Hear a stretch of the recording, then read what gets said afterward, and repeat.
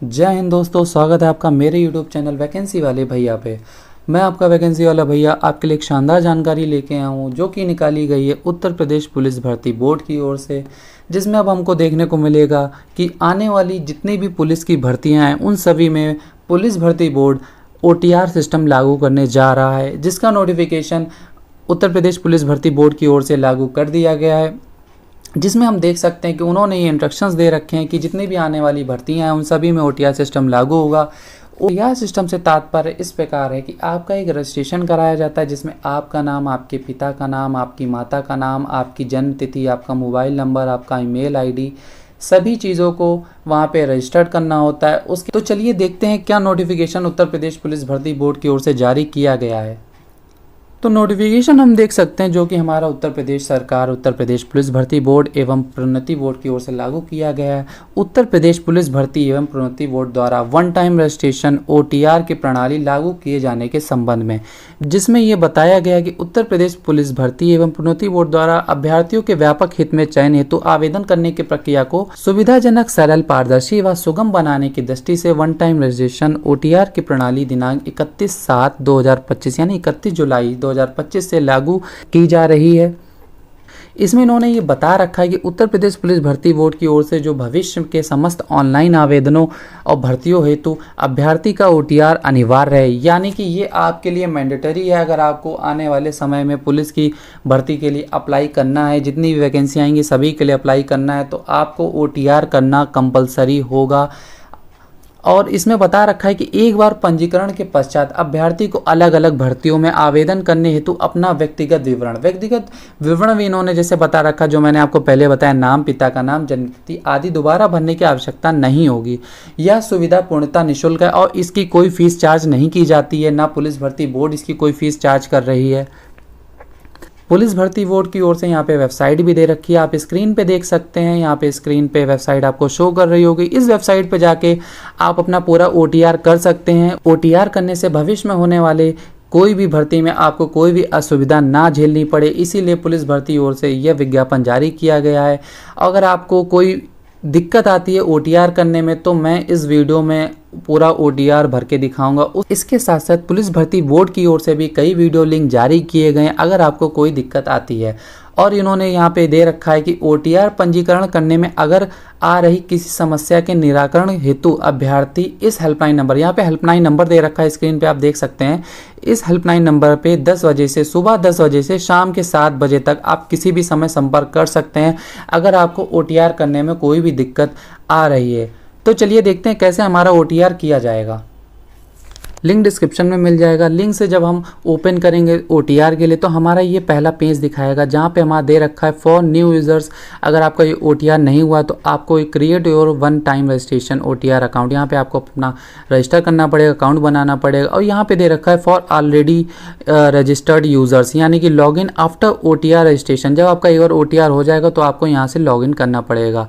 यहाँ पे हमें कुछ महत्वपूर्ण निर्देश दिए गए हैं। तो यहाँ पे बता रखा है कि हर व्यक्ति को एक अलग ईमेल आईडी और अलग मोबाइल नंबर के साथ रजिस्ट्रेशन करना होगा और जो किसी भी एग्ज़ाम में चेंज नहीं किया जाएगा। उसके साथ साथ कि आवेदक अपनी पंजीकरण प्रक्रिया को आधार, डिजीलॉकर, ड्राइविंग लाइसेंस, पैन या पासपोर्ट का उपयोग करके पूरा कर सकते हैं।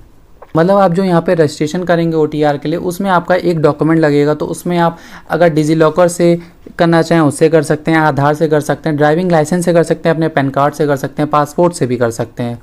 उसके बाद केवल मैट्रिकुलेशन हाई स्कूल प्रमाण पत्र में अंकित विवरण ही वन टाइम रजिस्ट्रेशन के लिए मान्य होगा। जो आपके हाई स्कूल में डिटेल होंगी वही आपके OTR में मान्य होंगी। आपका नाम, आपके पिता का नाम, आपकी माता का नाम, आपका डेट ऑफ बर्थ, ये सारी आपकी हाई स्कूल की मार्कशीट के हिसाब से ली जाएंगी। उसके बाद हम देखते हैं यहाँ पे है पंजीकरण प्रक्रिया के दौरान अंकित आवेदक का नाम, लिंग, जन्मतिथि, मैट्रिकुलेशन, हाई स्कूल की प्रमाण पत्र में दी गई जानकारी से पूर्णतः मेल खाना चाहिए। मतलब जब आप रजिस्ट्रेशन कर रहे होंगे तो जो आप डॉक्यूमेंट लेंगे, आप अगर डॉक्यूमेंट कोई लेते हैं तो डॉक्यूमेंट में जो डिटेल है आपकी और जो आपकी हाई स्कूल में डिटेल है वो सेम होनी चाहिए। वो अगर अलग होती तो आपका रजिस्ट्रेशन में दिक्कत आ सकती है। यदि डिजिलॉकर से मैट्रिकुलेशन हाई स्कूल का विवरण प्राप्त नहीं हो पाता है तो आवेदक अपने विवरण स्वयं दर्ज कर सकते हैं। अगर डिजिलॉकर में आपकी हाई स्कूल मार्कशीटें सेव नहीं है तो आप उनको अपने आप यहाँ स्वयं डाल सकते हैं, उसमें कोई दिक्कत नहीं आने वाली है। हम यहाँ पे करते हैं क्योंकि हमारा OTR नहीं हुआ है, हम यहाँ पे क्लिक करते हैं। हमने क्लिक करने पे हमारा ऐसा इंटरफेस देखने को मिलता है। यहाँ पे दे रखा है अकाउंट बनाए में, हमारा ईमेल यहाँ पे मांग रहा है कॉन्टैक्ट डिटेल्स में, और यहाँ पे मोबाइल नंबर मांग रहा है। तो चलिए यहाँ पे मोबाइल और ईमेल नंबर डालते हैं। मोबाइल और ईमेल नंबर डालने के बाद यहाँ पे जनरेट ईमेल OTP और यहाँ पे जनरेट मोबाइल OTP का ऑप्शन दे रखा है। जब हम इस पर क्लिक करेंगे दोनों पे तो हमारे मोबाइल और ईमेल दोनों पे OTP आ जाएगा। OTP डालने के बाद यहाँ पे हमको वेरीफाई एंड प्रोसीड का ऑप्शन दे रखा है। हम यहाँ पे वेरीफाई एंड प्रोसीड करते हैं। यहाँ पे आपका आ गया वेरिफिकेशन सक्सेसफुल का, यहाँ पे मैसेज हमको देख चुके हैं। उसके बाद हमको यहाँ पे टिक करना पड़ेगा कि पूछ रहा है यहाँ पे आपकी एज 18 साल है या नहीं है। उसके बाद यहाँ पे verification through Aadhaar, verification through DigiLocker, I am not currently registered with Aadhaar और डिजिलॉकर। तो हमें यहाँ पे आधार के साथ करना है।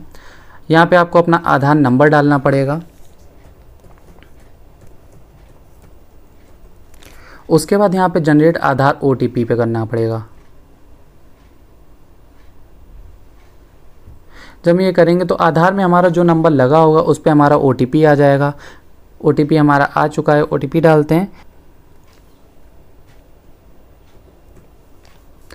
उसके बाद वेरीफाई एंड प्रोसीड करते हैं।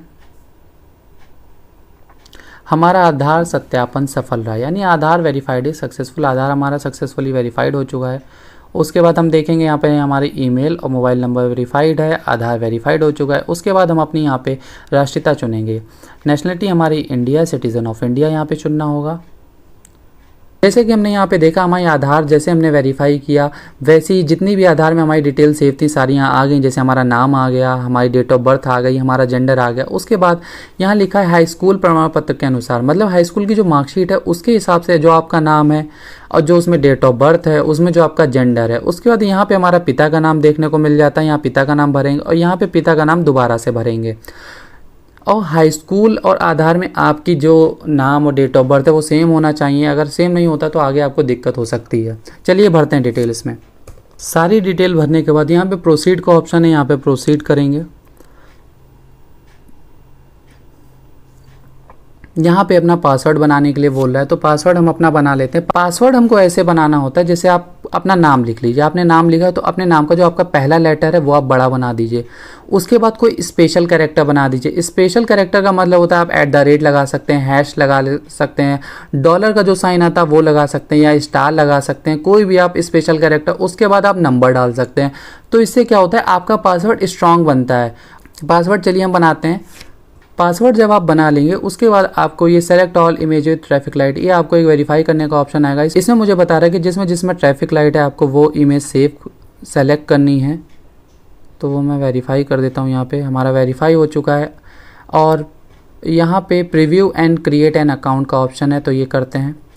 अब यहाँ पे हमारी सारी डिटेल शो कर गया है कि आपने नेशनलिटी क्या भरी है, आपका नाम क्या है, आपकी डेट ऑफ बर्थ क्या है, जेंडर क्या है, आपके पिता का नाम क्या है, सारा है। सारी चीज़ें मेरी ठीक हैं। तो यहाँ पे लिखा है मैंने उपरोक्त विवरणों की जांच पुनः जांच की है और ये सही पाया है। तो मैंने यहाँ पे टिक कर दूँ। यहाँ पे टिक करना है। टिक करने के बाद यहाँ पे क्रिएट एन अकाउंट पे कर देंगे। इसमें आपको बता रहा है कि आप एक बार जो डिटेल भर देंगे वो डिटेल आगे सही नहीं करी जा सकती है।